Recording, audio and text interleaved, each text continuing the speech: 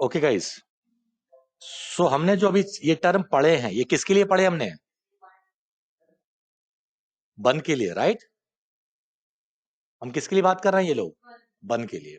ऐसे आप जीरो के लिए भी निकाल सकते। तो रिकॉल एक्यूरेसी उसके हिसाब से हो जाएगी, यस और नो? एक्यूरेसी तो उतनी रहेगी, बाकी सारी चीजें चेंज हो जाएंगी। जैसे ये किसके लिए हमने ट्राई किया है? वंस के लिए। अगर हम जीरो के लिए ट्राई करें तो इसके हिसाब से चलोगे। तो रिकॉल अगर बात करूं तो मैं टोटल जीरो कितने थे आपके पास? 9। उनमें से कितने पकड़ पा रहा है ये? 3। टोटल जीरो कितने थे आपके? 9। उनमें से कितने पकड़ पा रहा है ये? 3। तो कितना हो गया भाई? Sorry 6, sorry 6, right? 6 upon 9 zero का। ये रिकॉल किसका हो गया? निकालो 0 का कितने प्रेडिक्ट किए आपके? ये हो जाएगा ऑर्डर कितने बड़े किए आपके? उनमें से कितने 7 किया है? 7। उनमें से कितने 6 किया है? है ना? 6 है ना? 6 अपॉन 6 अपॉन 6 अपॉन 7 क्लियर है? समझ में आ गया आपको? ठीक है ना? तो आप जब निकालोगे ना तो दोनों का रिजल्ट आएगा, एक्यूरेसी दोनों की सेम आएगी। एक्यूरेसी तो वही है ना, करेक्ट प्रिडिक्शन अपॉन टोटल। तो चाहे 1 की बात करो चाहे 0 की बात करो, वो तो वही हो जाएगी। ठीक है ना? तो ऐसे कंफ्यूजन मत रहना कि सर ने 1 का कराया है, ये 0 का भी कराया और 1 का भी कराया। तो रिकॉल आपका 1 का भी मिलेगा और आपको 0 का भी मिलेगा। प्रिसीजन आपका 1 को भी मिलेगा और 0 का भी मिलेगा। ठीक है ना गाइस? ठीक है। इसके अलावा कुछ टर्म और हैं, वो मैं आपको भेज दूंगा, आप पढ़ लेना, उनकी ज्यादा जरूरत नहीं होती। एक और टर्म है that is called false positive rate. आप पढ़ के आना, मुझे कल बताना मंडे को क्या होता है फॉल्स पॉजिटिव रेट। किससे निकलता है? कंफ्यूजन मैट्रिक्स से निकलता है। ठीक है? फॉल को स्पेसिफिसिटी भी बोलते हैं। बोलते हैं यार, भूल गया यार। एफआर ही रखो अभी के लिए।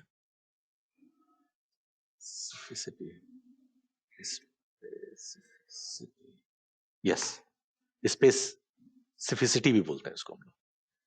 ठीक है? ये आप लोग पढ़ लेना। मैं आपको पूरी कंफ्यूजन मैट्रिक्स मैंने बहुत बड़ी बना रखी है, मैंने आपको भेज दूंगा। ठीक है? उसमें सारी डेफिनेशन वगैरह लिखी हुई है, आपको मिल जाएगी।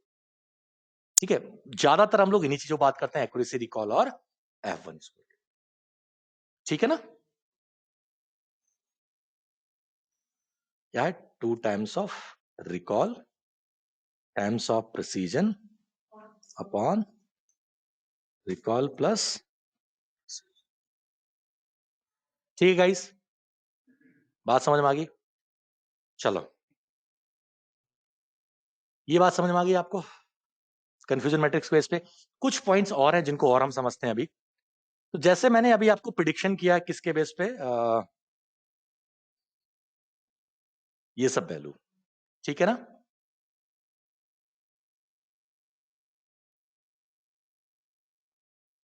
हम यहां पे मान लो प्रोबेबिलिटी की बात कर लेते हैं।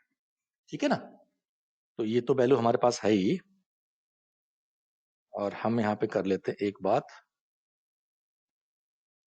प्रोबेबिलिटी। ठीक है? प्रोबेबिलिटी किसकी? बाई इक्वल टू 1 के लिए। ठीक है ना? हम किस पे बात कर रहे हैं? Probability by equal to 1। तो ये 0.6 आई, ये 0.4 आई।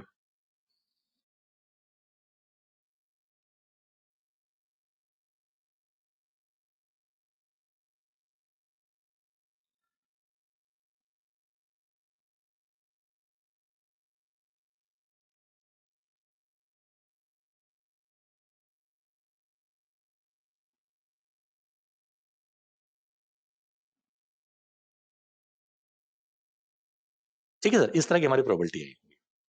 ठीक है ना? अब हमें डिसाइड कैसे करना है? अभी तो आपका जो F1 स्कोर वगैरह इस तरह से रिजल्ट आया था, राइट? हमें डिसाइड कैसे करना है कि बाय डिफॉल्ट कट ऑफ कितना है आपका? 0.5। ठीक है? क्या हम कुछ ऐसे कर सकते हैं कि प्रोबेबिलिटी कट ऑफ कम करें या ज्यादा करें, तो रिकॉल हमारा कैसे बढ़ेगा, कम होगा, कैसे करेगा? राइट। तो हमें क्या करना है, प्रोबेबिलिटी स्कोर पे हमें प्ले करना है, ठीक है। तो इसके लिए हमें क्या करना पड़ेगा, दो चीज तैयार करनी पड़ेगी। पहला टर्म है that is called decyl analysis. पहला हमें क्या करना पड़ेगा, डेसाइल एनालिसिस करनी पड़ेगी। अब डिसाइल्स, सबसे पहले हम आपको डिसाइल्स बनानी पड़ेगी।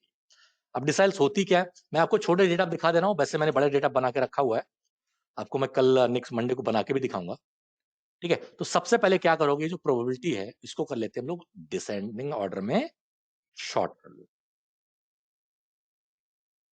ठीक है ना। क्या कर लिया हमने, डिसेंडिंग ऑर्डर में प्रोबेबिलिटी को सॉर्ट कर लिया।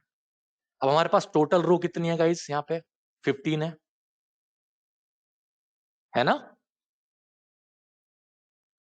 अब गलत बात, हमें बनानी क्या है, डिसाइल। तो डिसाइल में कितने ग्रुप होते हैं, 10। तो इसका मतलब हमें 15 को 10 ग्रुप में डिवाइड करना है, तो हो नहीं पाएगा, थोड़ा गड़बड़ है, राइट। बट एनीवे हम लोग क्या करते हैं, एक डेटा है हमारे पास पुराना वाला, वो हम निकाल लेते हैं। PSP4 इसमें होगा शायद, अगर मिल जाए तो ठीक है। हाँ ये है ना, ट्रेन प्रिडिक्टेड, यस।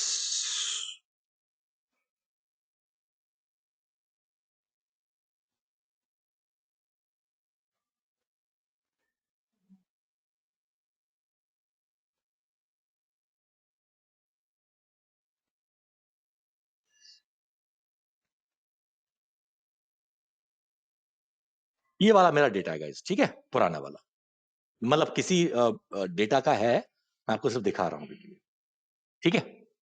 ये मेरे कुछ वेरिएबल्स थे, ठीक है, जो मैंने आपको बना के दिखाए थे, राइट। देखो यहाँ पे ये सारे मेरे वेरिएबल्स थे, ये मेरा टारगेट वेरिएबल था, यहाँ पे टारगेट वेरिएबल यहाँ पे क्या था, डिफॉल्ट, और ये मेरी क्या है, प्रोबेबिलिटी, निकाल ली मैंने कैसे भी करके। सबसे पहले क्या करना है मुझे, इस प्रोबेबिलिटी को डिसेंडिंग ऑर्डर में सॉर्ट करना है, कर लिया मैंने। अब देखते हैं इसमें कितनी टोटल रो है हमारे पास, टोटल रो है 525। तो कितनी कितनी नंबर्स आएंगे एक एक में, आपके पास एक डिसाइल में कितने नंबर आएंगे, आपके पास 10 आएंगे, तो मैं 10 आएंगे, 52 आएंगे, एक डिसाइल में 52 आएंगे। तो मैंने स्टार्टिंग के 52 चूज किया यहाँ पे, ठीक है। ओहो, ये आपको मैनुअल नहीं करना है, इसके लिए सिस्टम बना हुआ है, ठीक है, सिर्फ समझने के लिए मैं बता रहा हूं आपको। यहाँ पे लिखा 1, ठीक है गाइस। फिर आपने नेक्स्ट 52 चूज किए, और उसके आगे क्या लिख दिया आपने, 2। बात समझ में आ रही है मैं क्या कर रहा हूं इससे, मैं पूरे ग्रुप को कितने ग्रुप में, पूरे डेटा कितने ग्रुप में डिवाइड कर रहा हूं, 10, राइट। हमारे पास टोटल रो कितनी है, 525, तो हर ग्रुप में करीब करीब 52 रो आनी चाहिए। तो इसीलिए मैंने डिसेंडिंग ऑर्डर किया, टॉप की 52 को मैंने क्या बोल दिया, 1, सेकंड टॉप 52 को क्या बोल दिया मैंने, 2, फिर मैं सेकंड थर्ड टॉप चूज करता हूं, इसमें 53 डाल देता हूं, क्योंकि किसी में थोड़ी कम, किसी में थोड़ी ज्यादा रहेंगी। बात समझ में आ रही है आप लोगों को, ऐसे मैं कर दूं, ठीक है, ऐसा मैं ऑलरेडी कर चुका हूं, तो मैं सिर्फ उठा के यहाँ पे पेस्ट कर देता हूं,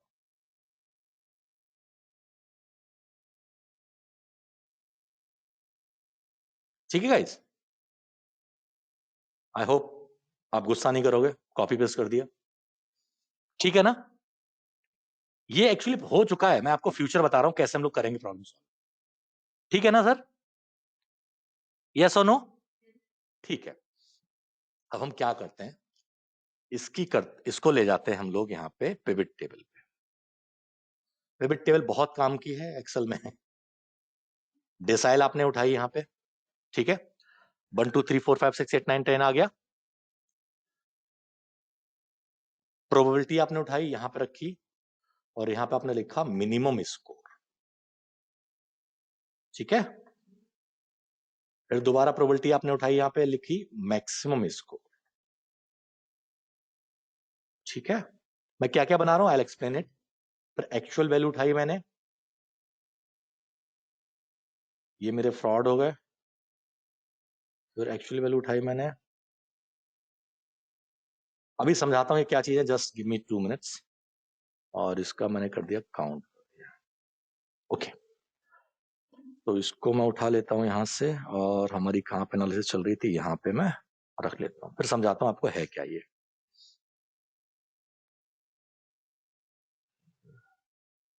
ठीक है, ये है मेरी डेसाइल,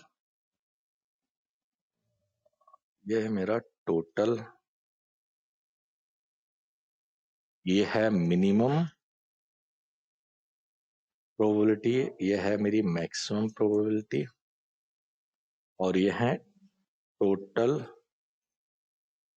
फ्रॉड, नहीं टोटल नहीं, फ्रॉड बोलूंगा मैंने, और इसे बोलूंगा टोटल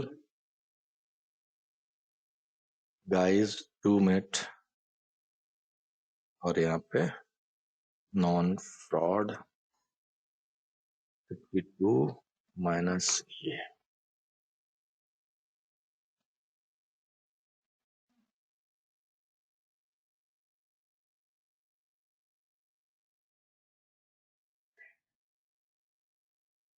हाँ जी, अब बताता हूं मैंने क्या किया। देखो डिसाइल में गाइस, ये राइट, मैंने यहाँ पे डिसाइल डाला, प्लीज ध्यान से देखना।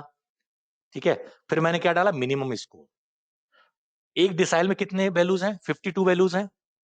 उन 52 में मिनिमम प्रोबेबिलिटी कितनी है और मैक्सिमम प्रोबेबिलिटी कितनी है। क्लियर है? जो आपका ये डेटा है, राइट, वन लिखा है ना, यहां से यहां तक कितनी जगह वन लिखा हुआ है, 52 प्लेस पे। इनमें मिनिमम स्कोर क्या है और इसमें मैक्सिमम स्कोर क्या है। ऐसे 2 में, ऐसे 3 में, ऐसे 4 में, ऐसे ही 5। मिनिमम स्कोर और मैक्सिमम स्कोर, मिनिमम स्कोर और मैक्सिमम स्कोर, यस और नो, ये सब आ गया, ये समझ में आ गया आपको। हर डिसाइल में कितनी वैल्यू है, करीब करीब 52 के आसपास, राइट। उन 52 में मिनिमम प्रोबेबिलिटी कितनी है और मैक्सिमम प्रोबेबिलिटी कितनी। क्लियर है? दूसरा काम क्या है, ये वाला, पहली डेसाइल में टोटल फ्रॉड कितने, डिफॉल्ट का मतलब फ्रॉड कितने। कैसे पता चलेगा, देखो ये 1 है ना, यहां से यहां तक एक्चुअल फ्रॉड की बात कर रहा हूं मैं, तो ये टोटल हमारे एक्चुअल फ्रॉड है, राइट। तो इसमें देखो कितने फ्रॉड है टोटल, 52, और टोटल डेटा कितना है 52। तो इसमें नॉन फ्रॉड कितने हो गए आपके,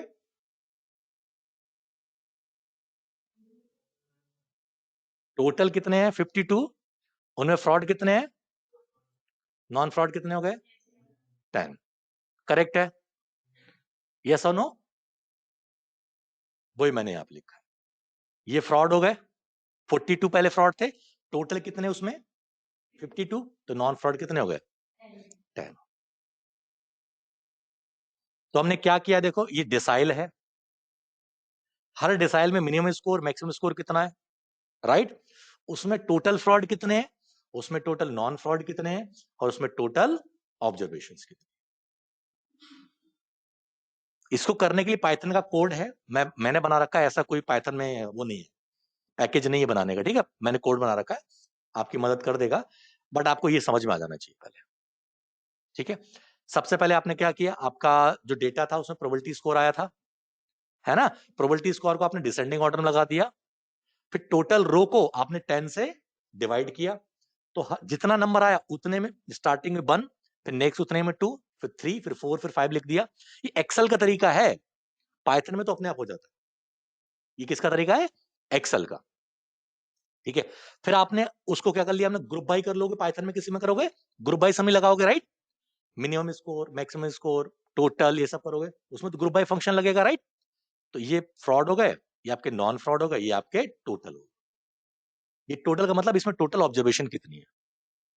क्लियर है यहां तक, यस और नो। ठीक है, अब देखो, अब इसको समझते हैं क्या है ये क्या कह रहा है कि पहली डेसाइल में टोटल कितने लोग हैं 52, दैट्स करेक्ट। उनमें से 42 लोग फ्रॉड है। तो इसका मतलब अगर ये वाला कट ऑफ लगा देते, प्रोबेबिलिटी, मिनिमम प्रोबेबिलिटी कितनी है 0.68, तो कितने लोग पकड़े जाते टोटल में से 52। उनमें से 42 फ्रॉड होते और 10 लोग ऐसे होते जो फ्रॉड नहीं होते। बाय डिफॉल्ट कट ऑफ 0.5 का है, बाय डिफॉल्ट कट ऑफ कितना है 0.5 का। बात समझ में आ रही है? बट कह रहा है अगर प्रोबेबिलिटी 0.68 कर दो तो कितने लोग पकड़ोगे आप? 52। उनमें से 42 फ्रॉड है और 10 फ्रॉड नहीं है। आपने कंफ्यूजन मैट्रिक्स याद है आपकी? ये क्या कह रहा है? आप कितने लोगों को पकड़ोगे? 8 लोगों को। उनमें से कितने फ्रॉड हैं? 5। और कितने नॉन फ्रॉड थे? 3। यही वाला कॉन्सेप्ट आपको दिखाई दे रहा है। ठीक है ना?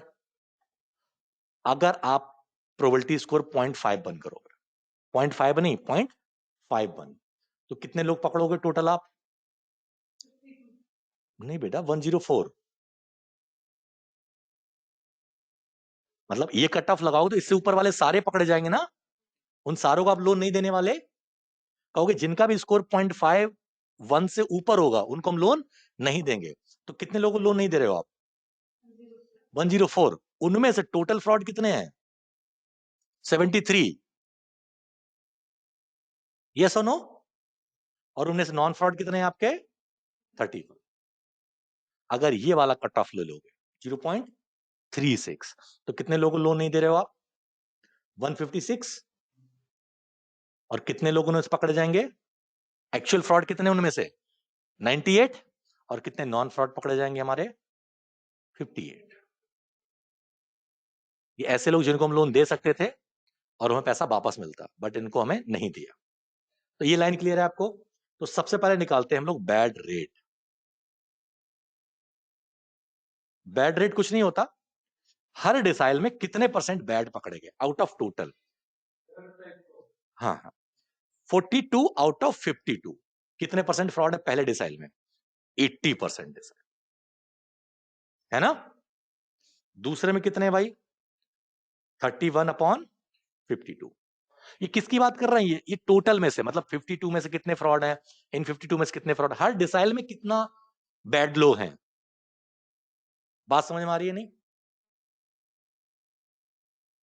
इसको कर दो नीचे ड्रैग। ये कहानी हो गई आपकी। इसको हम लोग क्या बोलते हैं? Bad rate. ठीक है ना। अब नेक्स्ट होता है बैड परसेंटेज। इसको बोलते हैं बैड परसेंटेज। ठीक है।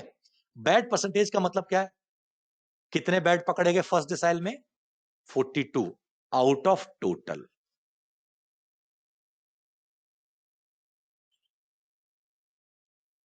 बैड परसेंटेज का मतलब क्या है? कि आउट ऑफ टोटल बैड, ये तो टोटल बैड पीपल है राइट, उनमें से पहली डिसाइल में कितने % लोग पकड़े गए?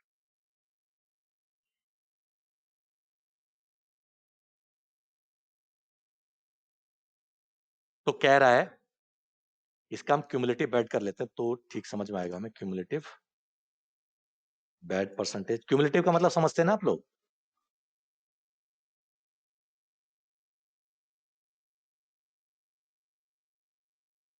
देखो क्या कह रहा है, अगर ये वाला कट ऑफ रखो तो कितने % बैड पकड़ पा रहे हो आप? 53%। अगर ये वाला कट ऑफ रखो तो कितने पकड़ पाओगे बैड? 71%। ये वाला बैड पकड़ो तो कितना आ जाएगा? 82%। तो प्रोबेबिलिटी आप जैसे जैसे घटाते जाओगे बैड पीपल पकड़े जाएंगे ज्यादा से ज्यादा। यस और नो? बट उसमें क्या होगा, अच्छे पीपल भी तो ऐड होते जाएंगे जिनको आप लोन नहीं दोगे। यही हो रहा है ना। तो इसका मतलब अब क्या बढ़ा रहे हो? रिकॉल बढ़ा रहे हो। हाँ, डेटा भी ज्यादा हो जाएगा। जहां 1500 पहले डॉक्टर देख रहे थे अब आपको 2000 को देखना पड़ेगा, तो और डॉक्टर चाहिए होंगे।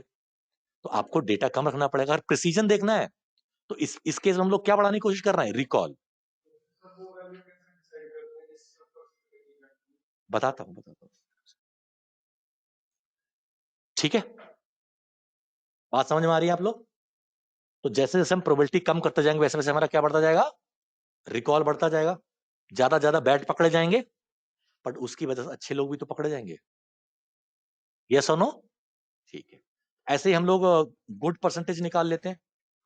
सेम, गुड कितने हमारे पास? 10 आउट ऑफ 386। ठीक है ना। इसको ड्रैग कर देते हैं हम लोग। इसका भी क्यूमुलेटिव निकाल लो। तो क्यूमुलेटिव गुड बैड निकाला तो क्यूमुलेटिव गुड भी निकाल लो।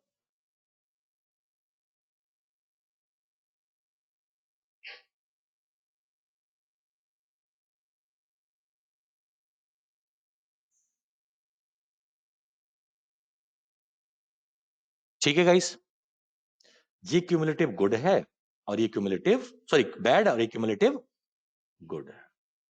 और कुछ तो गड़बड़ हो गया भाई।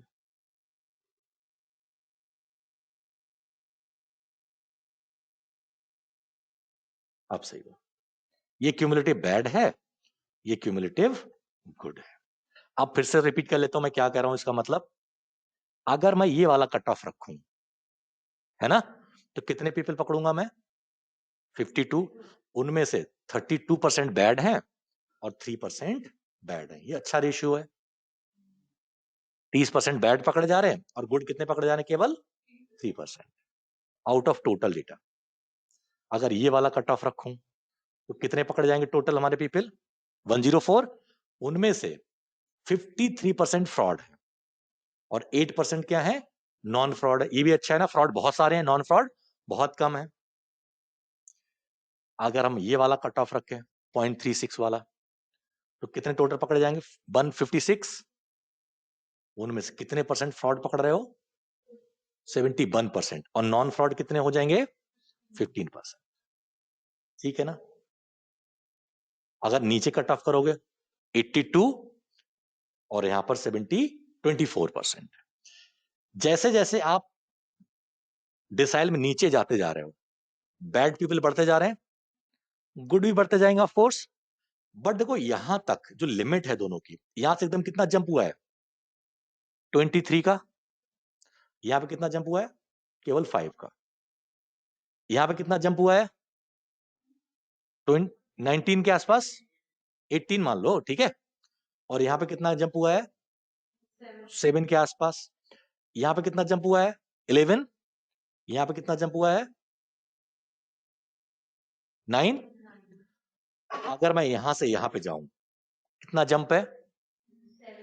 और यहां पे अब गुड लोग ज्यादा ऐड होने लगे देन बैड पीपल, तो हम कट ऑफ क्या रखेंगे? ये वाला कट ऑफ। समझ में आ गया ना? जहां पे बैड पॉपुलेशन धीरे धीरे ऐड होने लगे और गुड एकदम ज्यादा बढ़ जाए, वहीं पे हम लोग स्टॉप कर दे। तो हमारा कट ऑफ क्या होना चाहिए? 0.25926। ये करने के लिए ऐसे करना नहीं है, ठीक है। इसके लिए अलग concept, that is called case. ठीक है, ये तो मैं आपको बच्चों की तरह समझा देता हूं। इन सबको करने के अलग तरीके हैं। Cumulative bad minus cumulative good कर दो, ठीक है, और इसका डिफरेंस रख लो। ठीक है ना, ये आप डिफरेंस कर देते हैं यार। ठीक है, यस वैल्यू या स्टैटिक्स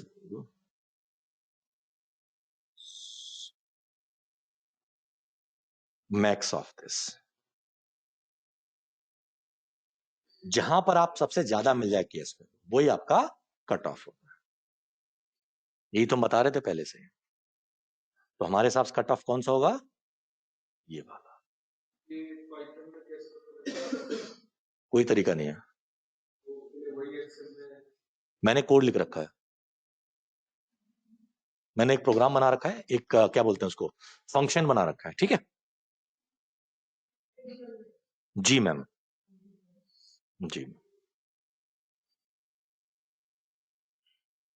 ठीक है गाइस, कूल। तो आपका कट ऑफ कितना होना चाहिए? 0.5। अगर इस डेटा के बेस पे मैं एक्यूरेसी निकालूं, ठीक है, इसको तो हम ओ भाई साहब, ये तो गलत बात हो गई। किसी और को डिलीट करना था, किसी और को कर दिया। ये डेटा सेट है ना हमारा, ये डेटा सेट है। ये वाली देखो मैं आपको दिखाता हूं, ये पुरानी स्कोर है। ठीक है, ये जो आपको दिखाई दे रहा है डिफॉल्ट वाला, ये तो ओरिजिनल है और ये मेरा प्रिडिक्टेड है। बट ये कब प्रिडिक्टेड है? जब प्रोबेबिलिटी स्कोर था 0.5। देखते हैं इसमें कितना रिजल्ट आता है। तो यहां पे गए हम लोग, ऐसे एक्यूरेसी निकालने के लिए हमें क्या करना पड़ेगा? एक्चुअल वैल्यू है ना, और प्रिडिक्टेड वैल्यू, और उसको उठा के कहीं पे भी काउंट कर देते हैं। यही तो करते हैं ना हम लोग, यस और नो, यही करते हैं ना हम लोग। हमें एक्यूरेसी निकालनी क्या आएगी भाई इसमें से?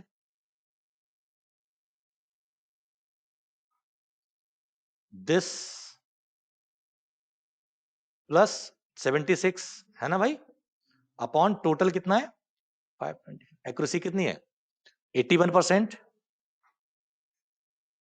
रिकॉल कितना हो जाएगा भाई 76 अपॉन 139, यस और नो। और प्रिसीजन कितना हो जाएगा हमारा 76 अपॉन 109, यस और नो। ये मेरी प्रिडिक्टेड वैल्यू है ना, यहां पे लिख देता हूं, ये क्या मेरी एक्चुअल वैल्यू।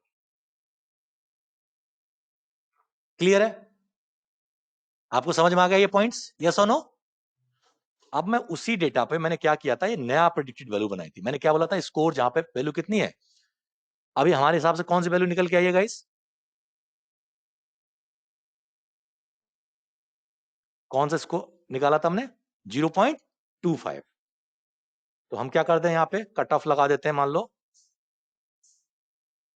अच्छा ये वाला है ना हमारा, कि if probability greater than equal to हो 0.25, तो क्या बोल दो 1, एल्स बोल दो 0। यही तो बोल रहे हो ना, आपने ड्रैग कर दिया। हम लोग क्या करते हैं, इससे दोबारा क्या बनाते हैं, इसकी डिसाइल बनाते हैं, या इसी में रिफ्रेश कर देते हैं। इसको हमने उठाया, ये तो मेरी अभी की वैल्यू है ना जो मैंने अभी निकाला है। ये कब है, जब का P इक्वल टू कितना है 0 पॉइंट, यस और नो। अब हम इसको चेंज कर देते हैं, यहां गए, ये वाली प्रेडिक्टेड वैल्यू यूज नहीं करेंगे, कौन सी यूज करेंगे, नई वाली।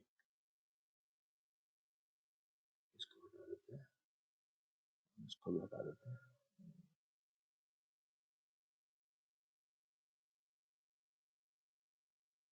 ठीक है। और एंड डिजाइन सही, एनालाइज में जाते हैं, राइट, रिफ्रेश ऑल, ठीक है। अब हम निकालते हैं, देखो कितनी आ रही है एक्यूरेसी, सॉरी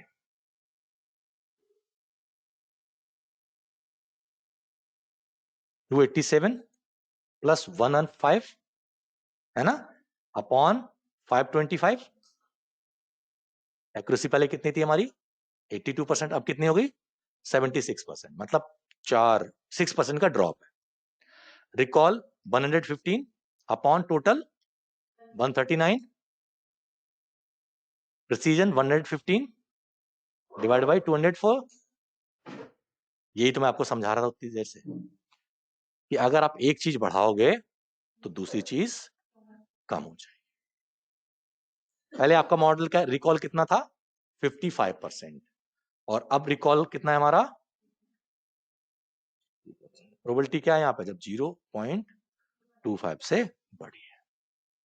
तो पहले आप फ्रॉड कितने पकड़ पा रहे थे, केवल 55%, अब फ्रॉड कितने पकड़ पा रहे हो 82%। बात समझ में आ गई, क्लियर है। तो मॉडल बनाने के बाद सबसे बड़ा कॉन्सेप्ट क्या आता है, कि भैया कितनी हमें पी वैल्यू करनी है। पी वैल्यू अगर हमें समझ में आ जाए क्या होती है और कैसे निकाले, पी वैल्यू नहीं पी स्कोर, ठीक है, पी वैल्यू नहीं पी स्कोर, पी स्कोर बोल दो या प्रोबेबिलिटी स्कोर बोल दो, ठीक है। तो उससे हमें क्या पता चलता है कि हमारी रिकॉल वैल्यू कितनी है और प्रिसीजन कैसे है। तो अभी हम किस पे काम कर रहे थे, रिकॉल वैल्यू पे। प्रिसीजन पे हम इसका उल्टा कर सकते हैं, अभी हमने कितना कट ऑफ रखा था 0.25, अब हम कर लेते हैं 0.56 मान लो, बढ़ा दिया मैंने या 0.6 कर दिया, ठीक है ना। अभी हमने कितना किया था 0.25, तो उससे क्या बढ़ गई थी हमारी रिकॉल।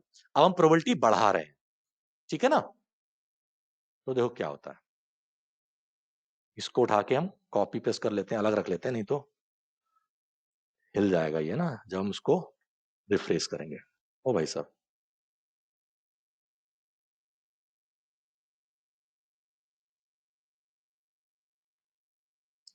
पेस्ट कर लिया, और ये पी वैल्यू कितनी है हमारी 0.25, राइट।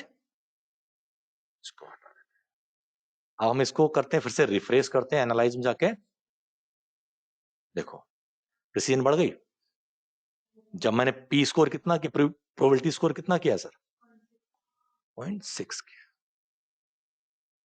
प्रोबेबिलिटी कम करोगे तब भी एक्यूरेसी घटेगी, प्रोबेबिलिटी ज्यादा करोगे तो भी एक्यूरेसी घटेगी, ठीक है ना। बट प्रोबेबिलिटी अगर बढ़ाओगे तो प्रिसीजन बढ़ेगा। हम सिर्फ उन्हीं को दे रहे हैं जिनके फ्रॉड करने की चांसेस ज्यादा हैं। यही तो मैंने बोला था ना कि जो हमारे डॉक्यूमेंट्स आ रहे थे 10,000, हम सबको नहीं कर रहे हैं, हम सिर्फ उनको पकड़ रहे हैं जिनके फ्रॉड होने के चांसेस ज्यादा। तो हम क्या बढ़ा रहे हैं? प्रिसीजन बढ़ा रहे हैं। प्रिसीजन बढ़ गई ना, देखो 80 हो गई। पहले कितनी थी प्रिसीजन हमारी? 70%, ओरिजिनल में 80 हो गई। और जब हमने पी वैल्यू घटाई थी तो प्रिसीजन घट गई थी, और पी वैल्यू बढ़ाई तो प्रिसीजन बढ़ गई। तो पी वैल्यू बढ़ाओगे तो क्या होगा? प्रिसीजन बढ़ेगी और रिकॉल कम होगा। और अगर पी वैल्यू घटाओगे तो रिकॉल बढ़ेगा, प्रिसीजन आपकी कम होगी, और एक्यूरेसी दोनों पॉइंट्स में घटेगी। एक्यूरेसी हमेशा सबसे बेटर कहां पे आती है? 0.5 पर, क्योंकि वो इसी तरह से कैलकुलेट करता है।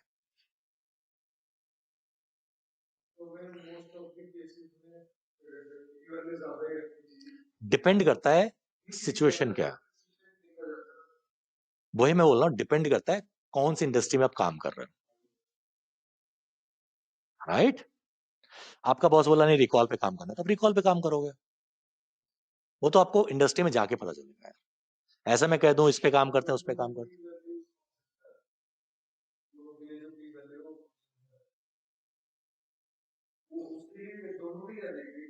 ना ना, रिकॉल के लिए बना रखा है मैंने। बनाने में क्या है, 2 लाइन और ऐड करेंगे, बन जाएगा, ठीक है ना। क्लियर हो गया? बहुत बढ़िया, समझ में आ गया, ये बहुत बड़ी बात है। हाँ बेटा, अभी कर दूंगा मैं, ठीक है। बट जब मंडे का हो तो ये सब पढ़ के आना, ठीक है। वीडियो शाम तक अपलोड हो जाएगी, ठीक है, और पढ़ के आना प्लीज सब कुछ। नहीं नहीं, आज का जो पढ़ा है, पाइथन तो है ही, पाइथन तो आपको पढ़ के आना ही आना, ठीक है सर। क्लियर हो गया? अब केएस वैल्यू की फुल फॉर्म नहीं पूछी किसी ने, केएस की।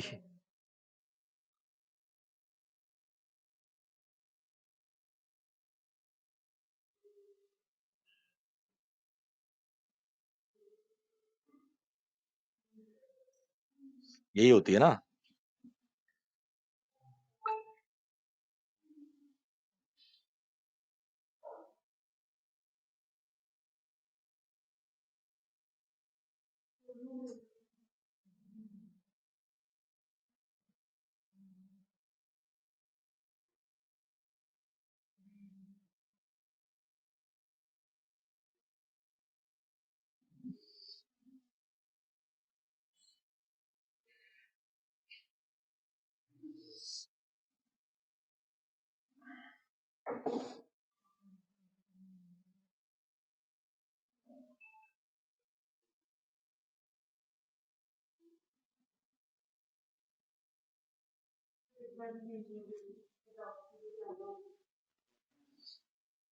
ये तो आपको स्टार्टिंग बोलना चाहिए था।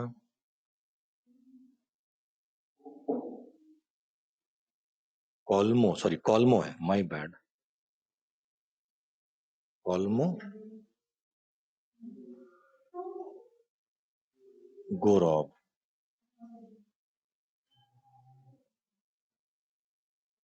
हाँ ठीक है। ये होता है, केएस की फुल फॉर्म क्या होती है? कॉल्मो गोरॉव इस्मिनरॉव। हाँ भैया, रशियन है, वोडका भी आती है इसकी, इस्मिनरॉव। ये नहीं बनाता, इनके नाम से है, इनके नाम से नहीं, वो रैंडम नाम है, ठीक है, ऐसा कुछ नहीं, इनका उनका कोई दोस्ती नहीं है, ठीक है। अब जैसे कोई सड़क पे आपको अंबानी मिल जाए तो ये मत कहना कि अच्छा मुकेश अंबानी के दोस्त हो, समझ रहे हो। मेरा नाम चौहान है बट पृथ्वीराज चौहान से कोई रिलेशन नहीं है, मैं बता रहा हूं, ठीक है सर। ये समझ में आ गई आपको? अभी तो बहुत सारे पॉइंट्स हैं, प्लीज।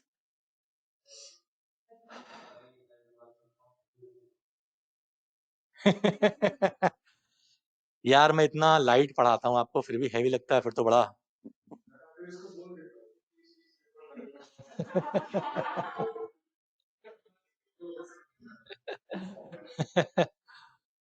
पता नहीं यार।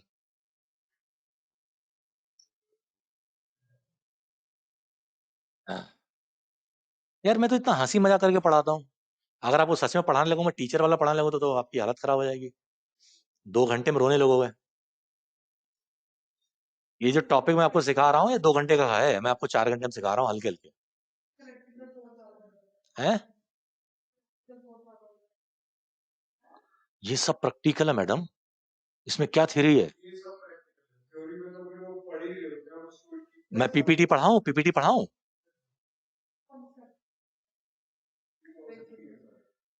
तो आप क्या चाहते हो, पाइथन में कर कर सिखा दूं?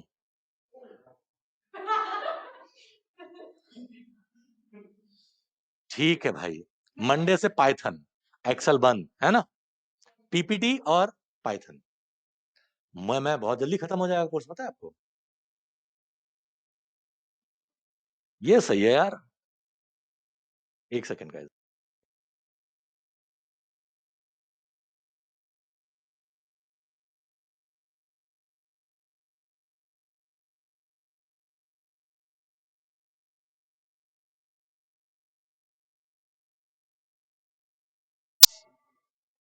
अच्छा, आपको स्कूल के टीचर वाला पढ़ा के सिखाऊं, दिखाऊं कैसे पढ़ाते हैं? मंडे को तो नहीं, ट्यूसडे को पढ़ाऊं। ओके, स्कूल के जैसे टीचर पढ़ाते हैं ना डेटा साइंस, वैसे पढ़ाता हूँ, पढ़ाते हैं।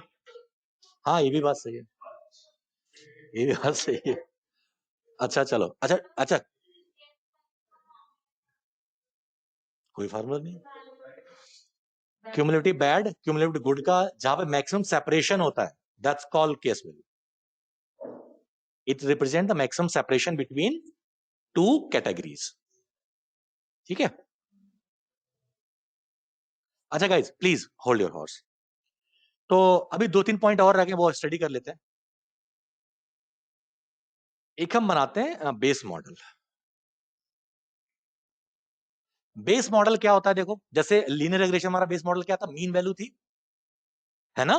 हमने बेस मॉडल बनाया था, उसी से हमने आर स्क्वायर कंपेयर किया था, राइट, आर स्क्वायर निकालने के लिए। ऐसे ही क्लासिफिकेशन में एक बेस मॉडल होता है, वो क्या कहता है कि अभी देखो हर इस डेसाइल में कितने फ्रॉड है, 30%, इसमें 22%, इसमें आपका ये इस तरह से डेटा ले रखा है ना।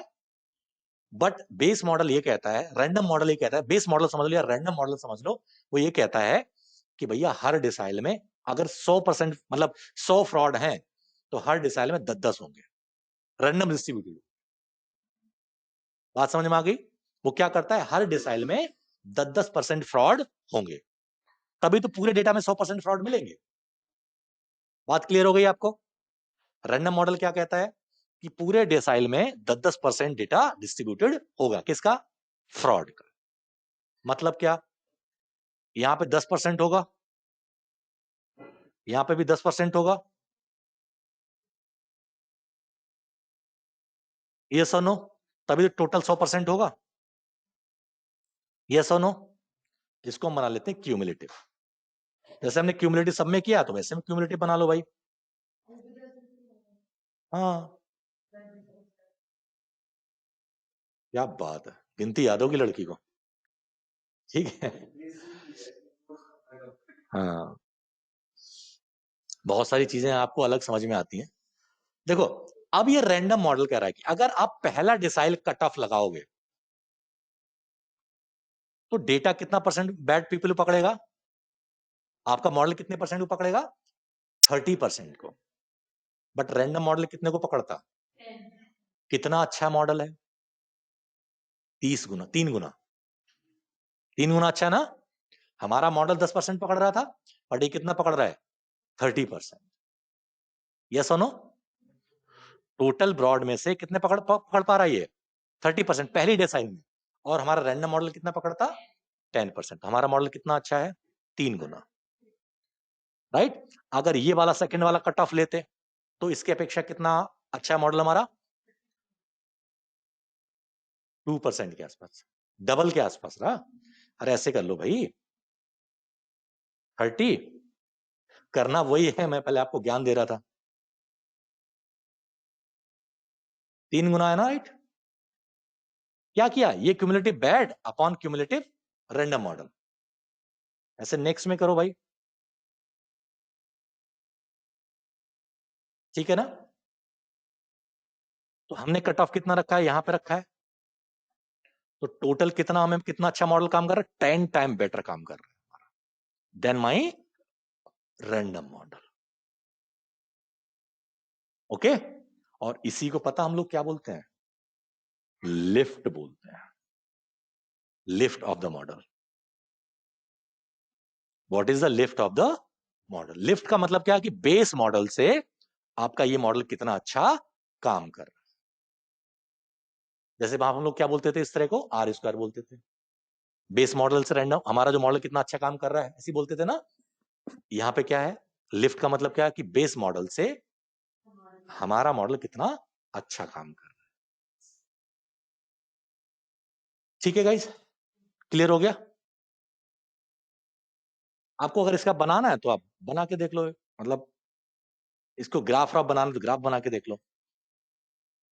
लोग ग्राफ भी बना के दिखाते हैं, राइट? तो इस तरह से देखो, बाय डिफॉल्ट कितना होना चाहिए था? 1 होना चाहिए, राइट? और हमारा कितना अच्छा, पहले डिसाइल में देखो 3 है, यहाँ पर हमारा कोई कट ऑफ है तो हमारा अच्छा खासा 10% के आसपास डिसाइल। ठीक है ना? लिफ्ट समझ में आ गई आपको क्या है? ये क्वेश्चन पूछे जाएंगे इंटरव्यूज में, ठीक है? फिर मत कहना कि अच्छा ये भी कुछ था, यहां नहीं, हर जगह। ठीक है, क्लियर है? तो आपने क्या सीखा? डेसाइल एनालिसिस लगाना सीखा आपने, क्यूमुलेटिव बैड, अच्छा बैड परसेंटेज, यहाँ पे बैड रेट भी लिखते हैं, sorry my bad, bad rate लिखते हैं या बैड परसेंटेज। ठीक है, तो यहां पर आपको ये सब समझ में आ गया? क्यूमुलेटिव बैड क्या होता है, क्यूमुलेटिव गुड क्या होता है, हम केएस वैल्यू कैसे निकालते हैं, लिफ्ट कैसे निकालते हैं, ठीक है ना? अब यहाँ पे कुछ चेक पॉइंट्स हैं जो आपको हमेशा याद रखने हैं। अगर ये नहीं है तो आपका मॉडल बुरा है। ठीक है, पहला मॉडल है डिसाइल के बारे में। पहली बात किसके बारे में? डिसाइल के बारे में। Bad, sorry, bad must be in decreasing order. ठीक है, मतलब क्या है कि देखो, पहली डिसाइल है हमारी, उसमें बैड ज्यादा होने चाहिए, दूसरे में कम होने चाहिए, तीसरे में कम होने चाहिए, चौथे में और कम होने चाहिए, पांचवें में और कम होने चाहिए, धीरे धीरे कम होते हुए जाना चाहिए। बट जनरली ऐसा नहीं होगा, कुछ ना कुछ गड़बड़ होगा। जैसे इसी केस में देखो, यहां तक तो फॉलो कर रहा है, यहां तक है ना, 6 डिसाइल तक तो फॉलो कर रहा है ना, बट इसके बाद थोड़ा फॉलो नहीं कर रहा है। उसका रीजन क्या? हमारे पास डेटा पॉइंट्स भी कम है, बहुत। डेटा पॉइंट्स कम से कम 10,000 के आसपास होना चाहिए, तब अच्छा मॉडल, डिसेंट मॉडल बनता है। ठीक है ना? तो बात समझ में आ गई आपको कि जो बैड है वो हमेशा डिक्रीजिंग होने चाहिए और जो गुड है वो हमेशा इंक्रीजिंग होने चाहिए। क्लियर है? तो एटलीस्ट जो हमने लिखा, bad must be in decreasing order, at least in top 5 decyl. और अगर ऐसा नहीं है तो आपका मॉडल खराब काम कर रहा है। पहला चेक पॉइंट क्या है कि जब डेसाइल बना रहे हो आप, तो डेसाइल में जो फ्रॉड है, मतलब बैड पीपल है, वो हमेशा कैसे होने चाहिए? डिसेंडिंग ऑर्डर में होने चाहिए। ठीक है, और जो आपका क्या बोलते हैं, गुड पीपल है, वो असेंडिंग ऑर्डर में होने चाहिए। ठीक है ना? पहला पॉइंट क्लियर हो गया। Number 2, KS value. ठीक है ना? It should come in top 5 decile. If it comes in top 3 decile, it is better model.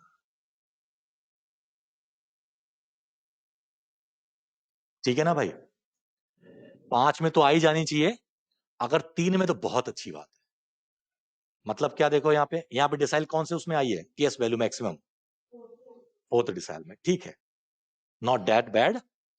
But अगर ये 3 में आ जाती तो बहुत अच्छा होता है, मतलब 1 पे आ जाती, 2 पे आ जाती है, 3 में आ जाती। ठीक है ना? क्लियर है? Next, lift. ये चेक पॉइंट्स हैं, ठीक है?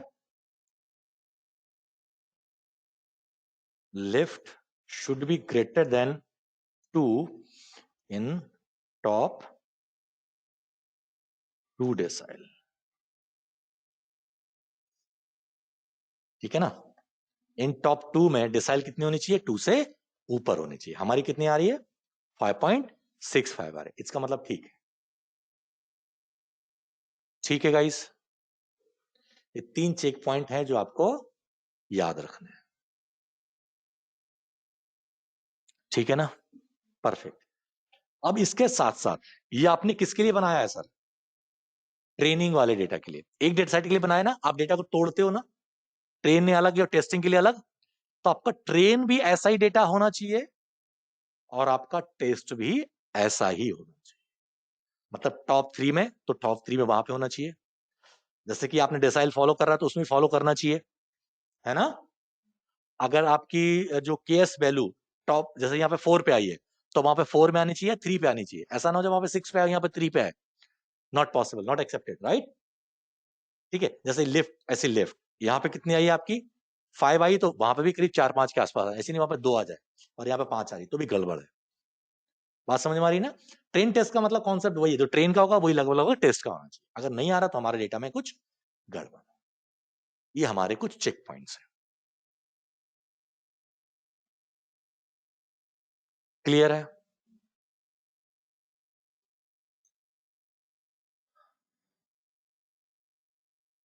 ये हको मत, अभी तो और कुछ है बेटा? ये मत करो, अभी बीच में कॉन्सेप्ट चल रहे हैं।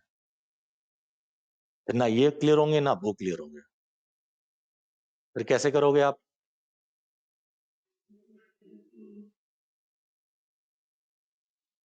देखो मैंने क्या किया यहाँ पे गाइस,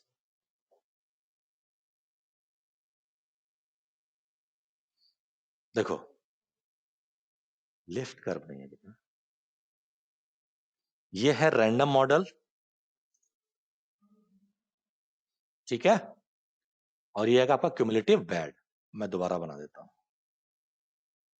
ये रैंडम मॉडल उठाया आपने, ठीक है गाइस, और ये आपने क्यूमुलेटिव बैड को उठा लिया और इन दोनों की आपने बना दी लाइन चार्ट। ठीक है ना सर? ठीक है, एक सेकेंड, क्यूमुलेटिव गुड भी ऐड कर, अरे यार क्यूमुलेटिव बैड एक ही चीज को रखते हैं, क्यूमुलेटिव बैड और क्यूमुलेटिव रैंडम मॉडल। ओ भाई साहब,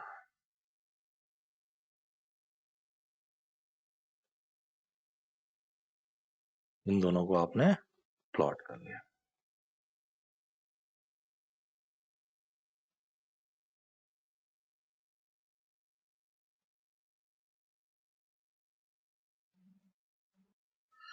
ठीक है सर? ये वाला कौन सा है? Cumulative random model. ये तो रैंडम मॉडल है ना? सही है। लिफ्ट कर्व नहीं बेटा, लिफ्ट कर्व ही नहीं होता।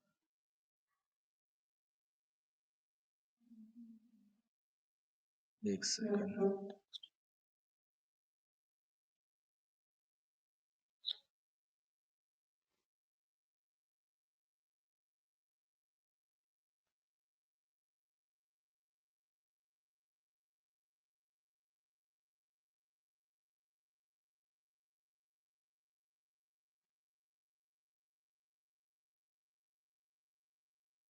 हाँ जी अब ठीक है। देखो ये मैं क्या दिखा रहा हूं आपको, ये मेरा क्या रैंडम मॉडल है और ये मेरा क्या है क्यूमुलेटिव बैड। ये बता रहा है, ये बहुत अच्छा तब होता है, इसको हम लोग बोलते हैं गेन चार्ट। इसको क्या बोलेंगे हम लोग, गेन चार्ट। ठीक है, गेन चार्ट को हम लोग जिनी इंडेक्स भी बोलते हैं। क्या बोलते हैं, जिनी इंडेक्स। कुछ लोग गिनी इंडेक्स बोलते हैं, कुछ लोग जिनी इंडेक्स बोलते हैं। ठीक है, अब जिनी इंडेक्स के बारे में थोड़ा समझ लेते हैं पहले, फिर मैं आपको बताता हूं ये क्या है। गिनी इंडेक्स ये बताता है कि दुनिया में पॉपुलेशन और इनकम का डिस्ट्रीब्यूशन कैसा है। पॉपुलेशन और इनकम का डिस्ट्रीब्यूशन कैसा है। मतलब ये, वो ये चाहते हैं, एक्चुअली इकोनॉमिस्ट क्या चाहते हैं कि इकोनॉमिस्ट ये चाहते हैं कि दुनिया स्टेबल तब हो पाएगी जब हर बंदे के पास इक्वल पैसा हो, मतलब सबके पास बराबर पैसा हो। तो वो कौन सा मॉडल है, ये वाला ना, हर डिसाइल में 10-10% पैसा है ना। ऐसा हो गया तो भाई कोई काम करेगा ही नहीं, राइट। तो वो क्या चाहते हैं, जिनी इंडेक्स जो होना चाहिए वो मिनिमम होना चाहिए। वो होता क्या, I will explain it, but अभी समझ लो वो क्या चाहते हैं, मिनिमम चाहते हैं। मतलब वो ये चाहते हैं, ये जो आपने बनाया है, ये वाला कर्व बनाया है, राइट, और ये जो आपका क्या है रैंडम मॉडल है, ये दोनों क्या होने चाहिए, एक ही होने चाहिए। मतलब ये वाली लाइन और ये वाली लाइन दोनों क्या होनी चाहिए, एक ही होनी चाहिए। मतलब ब्लू लाइन भी इसके ऊपर आनी चाहिए। वो कहते हैं कि अगर ये जितनी फ्लैटन लाइन होगी उतनी अच्छी है। वो ऐसे कहते मतलब एक स्टेज समझ लो, अच्छी होनी चाहिए। वो ये कहते हैं, तभी तो सारा पैसा इक्वल डिस्ट्रीब्यूट होगा हर डिसाइल में। उन्होंने क्या करा, दुनिया को 10 डिसाइल में डिवाइड किया, या इंडिया को, और वो क्या चाहते हैं कि जो पैसा है टोटल अमाउंट वो सबको इक्वल डिस्ट्रीब्यूट कर। मान लो 1 करोड़ रुपए थे, तो 10 लाख इसको, 10 लाख इस वाले डिसाइल को, 10 लाख इस तरह डिस्ट्रीब्यूट कर दो। बट उससे होगा क्या कि सबके पास इक्वल पैसा हो जाएगा, राइट। लोग काम नहीं करेंगे। बात समझ में आई। वो डिफॉल्ट फैक्टर अलग है, बट ये चाहते हैं कि फैक्टर अलग होना चाहिए।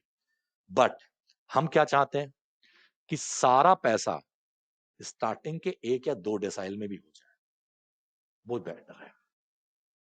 क्यों, हम चाहते हैं सारे फ्रॉड पहले या 1 या 2 डिसाइल में ही आ जाए, यही तो हम चाहते हैं। ये सुनो, अप टू 3 5 तक चाहते हैं, राइट। मैक्सिमम तो 5 तक चाहते हैं, जितना ऊपर आ जाए जल्दी आए उतना ही फायदा। तो हम क्या चाहते हैं, हमारा जो कर्व होना चाहिए वो इस तरह से होना चाहिए। समझ में आ रहा है आपको मैं क्या कहने की कोशिश कर रहा हूं। हम क्या चाहते हैं, हमारा कर्व कुछ इस तरह से होना चाहिए।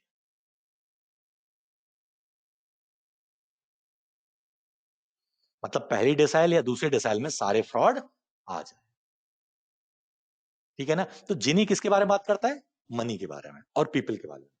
वहां पे ठीक लगता है, ऐसा होना भी चाहिए, बट ऐसा नहीं, एक्चुअली दुनिया में नहीं होता।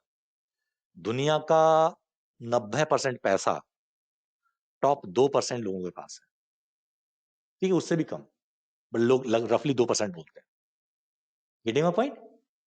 तो उसमें क्या है, उसमें यही कहानी है कि पहली डिसाइल में ही सारा पैसा है, बाकी डिसाइल में पैसा है ही नहीं। तो तभी तो जाके लाइन फ्लैट हो जाएगी। बात समझ में आ रही है। तो इसको हम लोग गेन चार्ट भी बोलते हैं और जिनी इंडेक्स भी बोलते हैं, ठीक है ना। कूल है। तो ये जो लाइन ब्लू वाली है, जितनी ऊपर होगी उतनी ही अच्छी होगी। ये लेफ्ट कर्व कर्व नहीं है ना बेटा। ये क्या दिखा रहा है कि हम टॉप की लेफ्ट में कितना गेन कर पा रहे हैं। समझ में आ गया आपको, परफेक्ट। मुझे लगता है आपको डिसाइल समझ में आ गई, क्या होता है डिसाइल एनालिसिस, क्या होती है प्रोफाइलिंग, क्या होती है, इसको हम लोग प्रोफाइलिंग बोलते हैं, डिसाइलिंग। उसके बाद आपने क्या सीखा, केएस सीखा, लिफ्ट सीखा और गेन चार्ट सीखा। उसके साथ साथ आपने क्यूमुलेटिव बैड निकालना, क्यूमुलेटिव गुड निकालना, ये सब सीखे।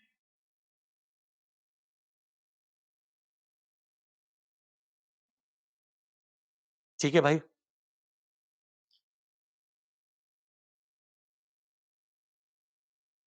ठीक है ना। उसका चेहरा देखो बाहर निकालो, उसकी तबीयत खराब है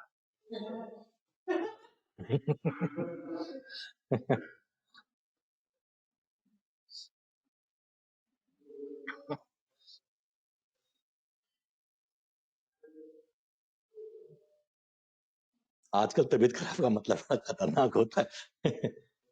कोई भी आपको साइड्स कर देगा।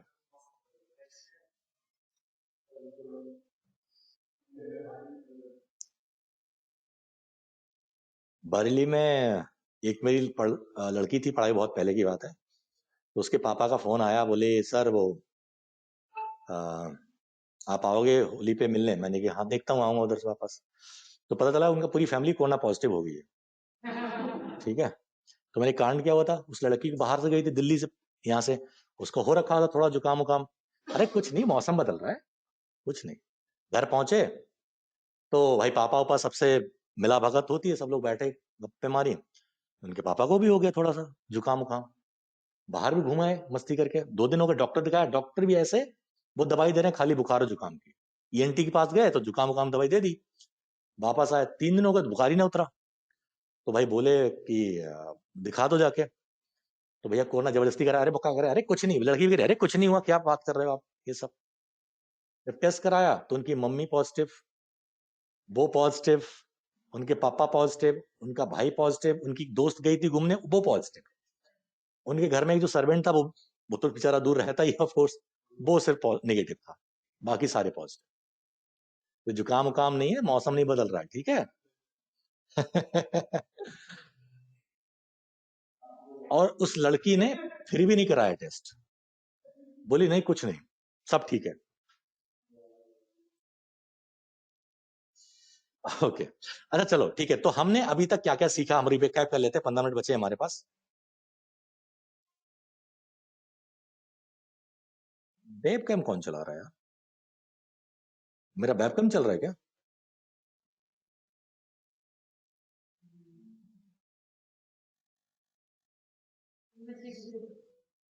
नहीं, बंद कर दिया मैंने, जिसका भी होगा।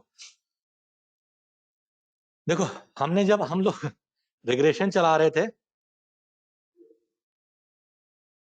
तो हम लोग उसमें क्या क्या बात करते थे गाइस? आरएमएससी की बात करते थे, है ना, मैप की बात करते थे, एडजस्टेड आर स्क्वायर की बात कर लेते थे, है ना।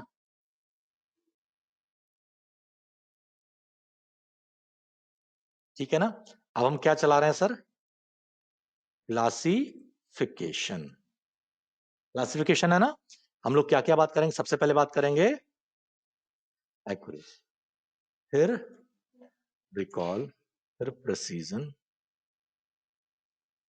F1 स्कोर, है ना। फिर हम लोग करेंगे डेसाइल एनालिसिस, ठीक है। फिर हम लिखेंगे केस वैल्यू, फिर हम देखेंगे प्रोबेबिलिटी कट ऑफ, है ना। हम देखेंगे गेन, हम देखेंगे लिफ्ट, है ना। अभी तक यही पढ़ा है ना हमने? हाँ, अभी तक तो यही पढ़ा हमने, ठीक है ना। इसके अलावा 2 चीजें और आती हैं, एक होता है आरओसी, एक होता है एयूसी। आरओसी का मतलब होता है रिसीवर ऑपरेटर कैरेक्टरिस्टिक्स, ठीक है। एओसी होता है एरिया अंडर द कर्व, ठीक है। बात समझ में आ गई आपको? तो सोचो, रिग्रेशन में सिर्फ 4-5 पे काम चल जाता है हमारा, और यहाँ पे हमें इतनी चीजें पढ़नी पड़ती हैं, उसके बाद हम डिसाइड करते हैं कि हमारा मॉडल सही हुआ या नहीं, ठीक है ना। परफेक्ट। अब आरओसी और एओसी, आरओसी जानने से पहले आपको ट्रू पॉजिटिव रेट पता है क्या होता है? क्या बोलते हैं इसको हम लोग? रिकॉल भी बोलते हैं हम लोग, इसको हम लोग सेंसिटिविटी भी बोलते हैं, ठीक है ना। वर्सेस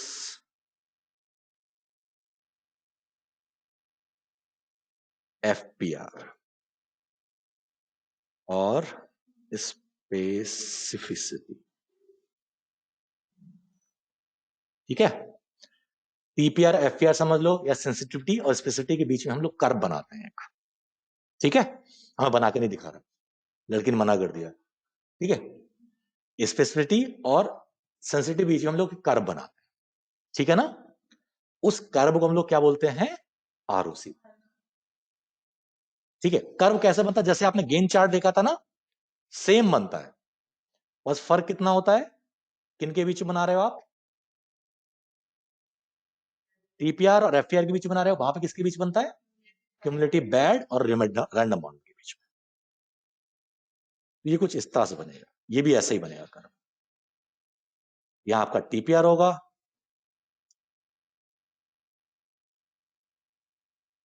ठीक है, और यहां आपका एफपीआर, ठीक है ना।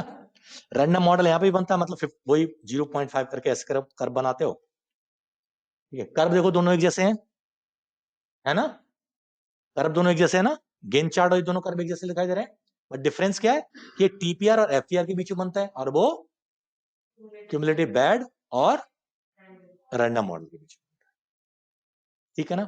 और ये जो एरिया है, ये जो एरिया है, राइट, इसको हम लोग बोलते हैं AUC, area under the curve. जितना एरिया ज्यादा होगा उतना ही आपका मॉडल अच्छा काम करे। जैसे उसमें उसमें क्या निकलता था, जीनी निकलता था, इसमें क्या निकलता है आपका, AUC। ऑक मत बोल देना, AUC बोलते हैं।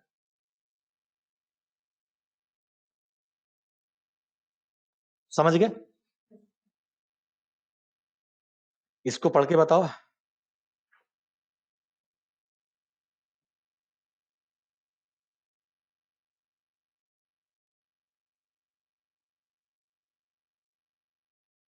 पढ़ के बताओ क्या लिखा हुआ है।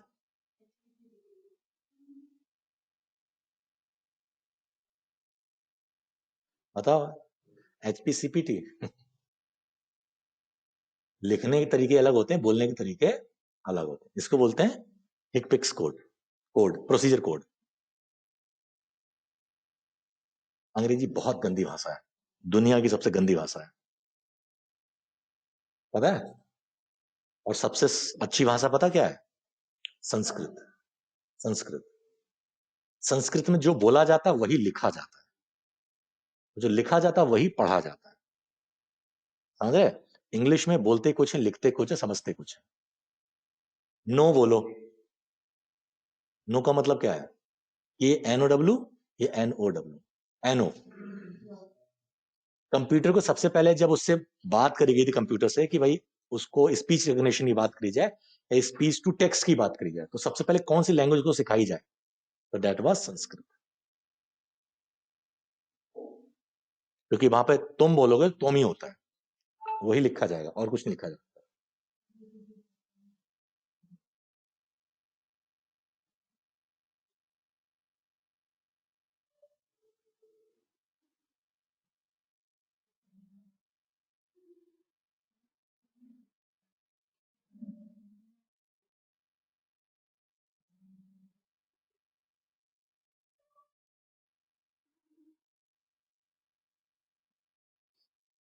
ठीक है गाइस, समझ में आ गया आप लोगों को।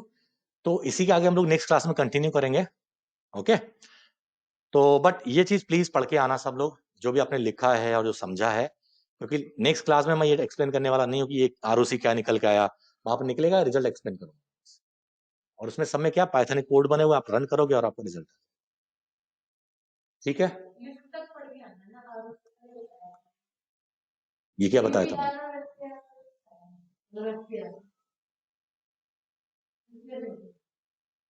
False positive rate. हे भगवान, ये ना भरी सभा में मेरी बेइज्जती कर देगी।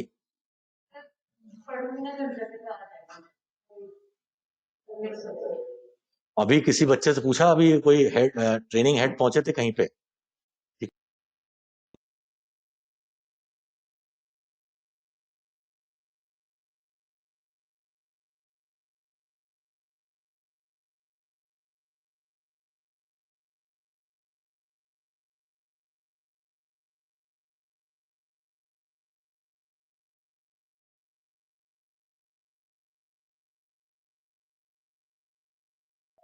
इसीलिए मैं रिकॉर्डिंग करवाता हूँ, ठीक है, ताकि कोई कह ना पाए कि ये नहीं पढ़ाया था। अच्छा, वो तो मजाक वाली बात है, कोई बात नहीं, आप दोबारा पूछो, बता दूंगा, इसमें कोई इशू नहीं है, ठीक है। मैंने एफईआर अभी सही से नहीं पढ़ाया, मैंने बोला था पढ़ लेना, ठीक है। तुमने तो बोली टीपीआर भी नहीं पढ़ाया। अच्छा भाई, ये मरवा देगी मुझे किसी दिन, मेरी नौकरी छुड़वा देगी। अच्छा एनीवे, कोई बात नहीं। तो गाइज ठीक है, आपको समझ में आ गया सारे पॉइंट्स लगभग, ठीक है। तो नेक्स्ट क्लास में हमारे पास जो डेटा सेट है वो बहुत सिंपल है, ठीक है। और देखो, अब जो चीज असाइन होगी वो चेंज नहीं होगी। दामिनी मुझे कल डांट रही थी कि ये आप डिले करवा देते हो, ये हो जाता है, तो वो नहीं हो पाएगा। वीक का कैलेंडर पहले असाइन हो जाता है, आज शाम को या कल आपको रिजल्ट मिल जाएगा पूरे वीक का, ठीक है। और जो जिस दिन है वो वही उस दिन होगा। हाँ, मतलब ठीक है भाई, ऐसे असाइनमेंट होते रहेंगे ना जैसे ये हो रहे हैं, असेसमेंट होता है, सबके ऐड होते हैं फाइनल में। वेटेज कम होता है, वेटेज कम होता है, बट लगते हैं मैडम, मेरे से सब मांगे जाते हैं, सब मैं वेटेड करके देता हूं, समझ रहे हो।